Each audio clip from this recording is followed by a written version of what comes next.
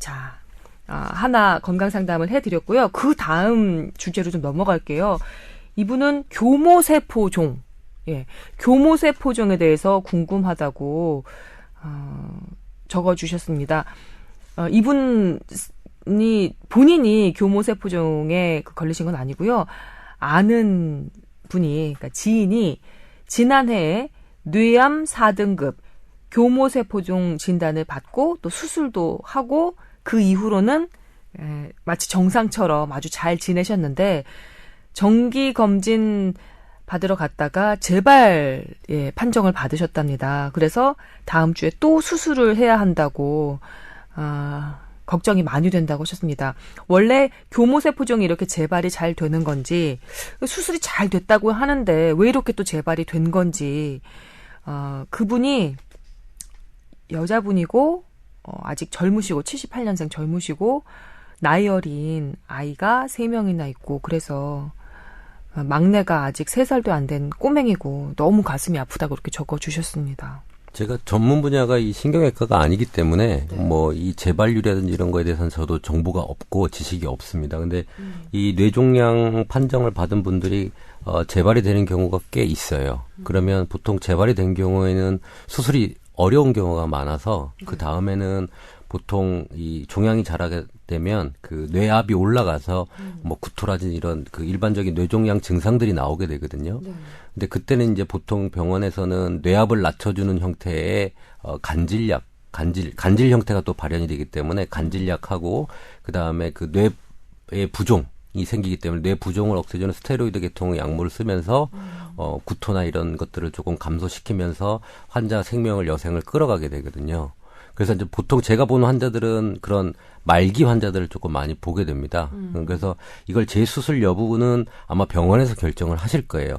만약에 재발 부위가 국소적이고 수술이 가능한 위치라면 다시 한번 수술하는 게 한 가지 방법일 것 같고요. 그다음에 이 수술이 안 된다고 판단됐을 때는 좀 다른 방법을 쓰게 되는데 이게 뇌라는 구조가 신이 너무 잘 만들어놔가지고 약물이 침투를 잘 못하게 해놨어요. 뇌는 아까 얘기한 당이라든지 이렇게 중요한 것만 가게끔 만들어 놓고 외부에 어떤 들어오는 독성 물질을 방어하기 위해서 아주 강력한 막을 가지고 있거든요. 그러면 독성 물질만 막는 게 아니라 약도 못 들어가는 막아요. 거예요. 그래서 이 뇌종양의 항암 치료에 어떤 쓸 수 있는 약들이 많이 제한돼 있는 거예요. 다른 암에 비해서. 살짝 뇌 두개골에 구멍을 뚫고 이렇게 넣는 방법을. 뭐 그런 여러 가지 방법들이 있겠지만 그 세포를 죽이기에는 좀 어려운 판단들이 많아서 이 뇌 자체의 항암 효과가 많이 조금 다른 암에 비해서 좀 떨어진다고 봐야 됩니다. 그렇기 때문에 우선 수술할 수 있으면 빨리 수술을 해서 억제를 해놓고 그다음에 항암 치료 중에 효과 있는 걸 선택을 하고 그다음에 뭐 생활 습관 중에도 암에 좀 예방될 수 있는 여러 가지 약제들을 그 사람한테 맞는 걸 선택을 해서 건강기능식품이라든지 뭐 이런 우리 한방적으로 얘기하는 것들이 있어요. 뇌의 혈류를 증가시켜주고 뭐 이런 것들이 있기 때문에 이제 그런 것들을 해서 추가적으로 좀 치료 효과를 높여보는 것도 한 가지 방법일 것 같다는 생각이 듭니다. 그냥 일반인이 생각하기에 암은 좀 나이가 드신 분들이 이제 좀 조심해야 하고 실제로도 이렇게 노인층에서 발병률, 유병률이 더 높다고 알고 있거든요. 근데 이분 같은 경우는 상당히 젊은 분이고 그런데 왜 이렇게 보통 영화 같은 데서도 보면 뇌에 관련한 암일 경우 젊은 분들 환자가 많이 그려지더라고요. 맞습니다. 예. 이게 맞아요? 지금 제가 느낌으로 가지고 있었던 게 이게 맞나요? 네, 맞아요. 이 뇌종양 발병률을 보면 조금 다른 암에 비해서 우리가 위암이라든지 우리 소화기 계통이라든지 오장육부라고 하는 암은 나이가 들어가면서 많이 생겨요. 네, 그렇죠. 근데 뇌종양은 그런 암들에 비해서 조금 그 발병 시기가 조금 당겨져 있어요. 그래서 영화 소재로 많이 쓰이죠. 젊게 살아가다가 갑자기 뇌종양 판정을 받고 드라마 소재에 많이 쓰이잖아요. 그러니까 더 안타까운 느낌을 주니까 더 그런지 모르겠는데 그렇군요. 그래서 이분도 아이고, 이 애기들은 어떡하나? 그저께 저희 지인 딸이 또 뇌종양으로 판명이 돼서 이제 서울대학교 병원 진료를 보러 갔어요. 몇 살이신데요? 3살입니다. 잠깐만, 걸린 환자가 3살이에요? 환자가 3살이에요. 어떡하냐. 이게 그 신경계라는 게 조금 그 좀 달라서 그러니까 발달이 돼서 사용되는 시기가 태아 때부터 가장 왕성하게 신경계가 발달이 돼서 뭐 유아기, 영아기부터 많은 발달이 이루어지기 때문에 신경계통은 조금 다른 아이들에 비해서 암 발생률이 조금 높아요. 그때 백혈병도 애들이 좀 꽤 있죠. 소아백혈병이 많은 것처럼 이렇게 분화가 많이 일어나는 조직이 아까 얘기한 그 우리 골수에서 나오는 백혈구 관련된 병과 이렇게 신경계통, 그러니까 소아 나이 어릴 때 발달이 많이 되는 부분들이 암 발생률이 조금 높은 편입니다. 그래서 그 환자 발생률도 높고요. 어린 아이들이 이런 암에 걸렸다 그러면 좀 마음이 많이 아파요. 네, 교모세포종 신경외과 전문이라면 이제 다들 이거 깜짝 놀라는 적이에요. 그러니까 이 교모세포종에 저희가 완치라는 단어는 못 붙입니다. 그러니까 제거했다 하더라도. 그래서 보통 암은 수술하거나 치료돼서 5년 동안 뭐 재발되지 않으면 완치 판정 받고 뭐 이런 거 아니에요? 지금은 그 5년 생존했다 하더라도 완치라는 개념을 붙이진 않습니다. 그러니까 현대의학이 암을 좀 더 알면서 암은 완전히 사라지는 거는 아니다. 실망인데? 이게 밸런스의 문제인데, 그러니까 경우에 따라서 내 밸런스가 계속 건강히 유지되면 뭐 암세포가 있더라도 계속 살 수 있는 거니까요. 근데 이제 교모세포종은 경계가 되게 잡기가 어려워요. 그러니까 이게 미세침윤이 돼요, 뇌에서. 미세침윤이 뭔가? 그러니까 이게 작은 암 조직이 그러니까 아주 곳곳에 퍼지는 거죠. 퍼져 있는 거죠. 그래서 덩어리를 드러내기도 어렵게. 덩어리를 우리가 떼어놨다 하더라도 완벽하게 암세포를 제거했다라고 얘기하기는 어려운 겁니다. 아유, 그래도 좀 나왔으면 좋겠는데 드물긴 하지만 확률이 높지는 않지만 낫는 경우도 있습니다. 낫는 경우도 있어서 이분 같은 경우 뇌암 4등급 교모세포종 진단 그랬는데 교모세포종도 뭐 2등급, 3등급 뭐 이렇게 있나요? 아니면 교모세포종이면 모조리 다 4등급인가요? 뇌암 4등급인가요? 제가 이 뇌암의 등급은 잘 모르겠어요. 저희는 이제 그 교과서에서는 1등급, 2등급, 3등급, 4등급으로 나누지는 않는데 아마 뇌암 중에서 이건 잘 모르겠습니다. 등급 혹시 알아요? 저도 등급이 아니라 등급은 저는 처음 봤는데 진단서를 쓸 때 4등급 이런 등급은 쓰지는 않거든요. 4기 뭐 이렇게 얘기할 수도 있겠네요. 근데 4기를 등급으로 표시를 한 건가? 뭐 그렇게 하실 수는 있겠네요. 근데 이제 교모세포종이 이제 예전에 나왔을 때 커피를 하루에 5잔 이상 마시면 이 교모세포종이 예방 효과가 있다. 그게 이제 주실험에서 밝혀졌다.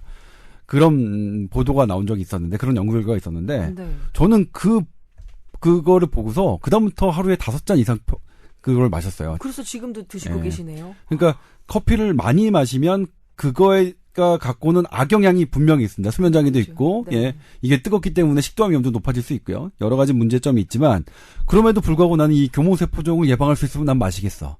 너무 두려운 암인 거예요, 이게 사실. 그래서 그러니까 뭐라고 딱히 긍정적인 말씀을 드리기는 어렵고 그리고 이거는 수술과 재발 이런 것들이 반복되는 거가 흔한 그런 건데 드물게는 낫는 분도 있으니까 꼭 이 애가 낫는 그런 드문 경우에 속했으면 좋겠습니다. 네, 아직 엄마 손이 너무 필요한 아기들이 3명이나 있는 엄마거든요. 7, 8년생 엄마인데 좋은 일이 있었으면 좋겠습니다. 이게 뇌신경 전공의도 공포스러울 만큼 그래서 커피를 하루에 5잔씩 마시게 만들 만큼 힘든 병이면 틀림없는 것 같습니다. 3살인 아기가 있다는 거고 환자분은 78년생이시군요. 그런데 이 엄마 꼭 엄마 힘으로 나으시기 바라겠습니다. 근데 이거 원래 임채선 원장님의 아버님이 상당히 좀 되게 유명한 한의사세요. 그래서 제가 말기 이제 뇌종양 환자들을 가끔 보거든요. 근데 이제 병원에서 어쩔 수 없는 상태에서 와요. 그럼 보통 병원에서 손 놓고 난 다음에 아버님 찾아오시는 거예요, 한의사를. 근데 아버님 같은 경우에도 병원에서 현대 이야기 할 수 있는 것들은 먼저 해보시라고 권유해서 그러니까 병원에서 다 현대 이야기 할 수 있는 것 다 하고 그다음에 그 병원에서 이제 더 이상은 안 될 것 같습니다 하는 환자들을 그냥 봐주시는 거죠. 그런데 그 봐주시는 환자 중에 저도 깜짝 놀라게 낫는 분이 있더라고요. 물론 이제 이거를 과학적으로 보면 그 환자분이 스스로 나은 건지 아니면 이제 아버님이 치료해 주셔서 나은 건지는 좀 더 이렇게 검증이 들어가야긴 하겠지만 그래서 이제 그런 케이스도 있다. 그러니까 병원이 포기한 사람들조차 낫는 경우가 드물게는 있더라. 네, 그래서 조금 전에 우리 임 선생님께서 한의학적인 그 치료로 뇌 혈류를 좋게 만들어주는 약을 지어서 복용을 시킨다든지 그런 케이스가 있다고 말씀을 하셨는데 아마도 아버님 관련한 그 예화에서 나온 얘기가 아닌가 싶습니다. 제가 이제 의대를 졸업했다 보니까 이걸 팔로우를 해서 환자 추적 관찰을 해요, 제가. 이게 어떻게 살아가고 도대체 어떻게 뇌 종양의 변화가 오는지를 계속 병원에 보내서 사진을 찍게 하고 그 데이터를 계속 모으고 있거든요. 네. 교모세포종 환자를 제가 한 명 본 적이 있어요. 4기 환자인데 네. 스테로이드 복용을 너무 많이 해서 온몸에 여드름이고 버팔로 험프에 스테로이드 부작용을 잔뜩 안고 있었어요. 온몸에 여드름이에요. 근데 그 사람이 그걸 먹는 건 이제 구토가 너무 심하고 자꾸 간질성으로 쓰러지기 때문에 그걸 먹고 있는데 우선은 그걸 없애는 치료를 하고 나서 계속 한약 치료를 하고 나서 궁금했어요. 이 사람의 뇌는 도대체 어떻게 돼 있을까? 암세포가 죽었을까? 크기는 줄었을까? 그래서 3년간 팔로우업을 했어요. 원래 3개월 시한부 인생을 받고 왔어요. 3개월 못 넘긴다고 얘기를 했는데 3년을 살면서 저렇게 지켜보니까 뇌 종양 일부 조직은 괴사 부분이 나와요. 치료가 된 거라고 할 수도 있고 하여튼 뇌종양의 더 일부는 이상 진행은 안 하는 상태로? 아니에요. 다른 부분은 또 암세포가 좀 커졌어요. 그러니까 전체 질량은 한 10% 정도 감소된 것 같아요. 전체 질량은 감소됐지만 괴사된 부분도 있고 더 자란 부분도 있고. 근데 그런 부분들이 당연히 중추신경계 중에 어떤 활동하는 거에 침윤을 받지 않아서 정상 생활을 하거든요. 근데 그거는 사실 암이 고쳤다고는 얘기는 안 하고 암하고 같이 동행해서 가는 거죠. 근데 어느 정도 그 정도 수준까지 이제 진행이 되고 3년 팔로우업을 하다가 이제 팔로우업 로스가 됐어요. 그러니까 이게 한약하고서 이런 치료 비용이 꽤 많이 좀 들잖아요, 보통 어느 정도.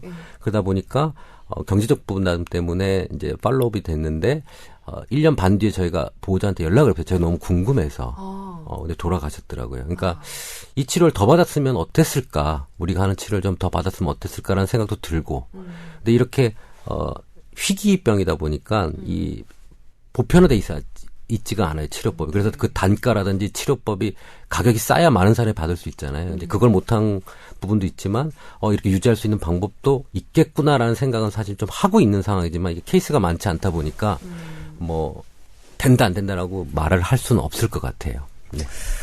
그렇군요. 이 교모세포종 관련한 여러 가지 이야기들 들어봤습니다.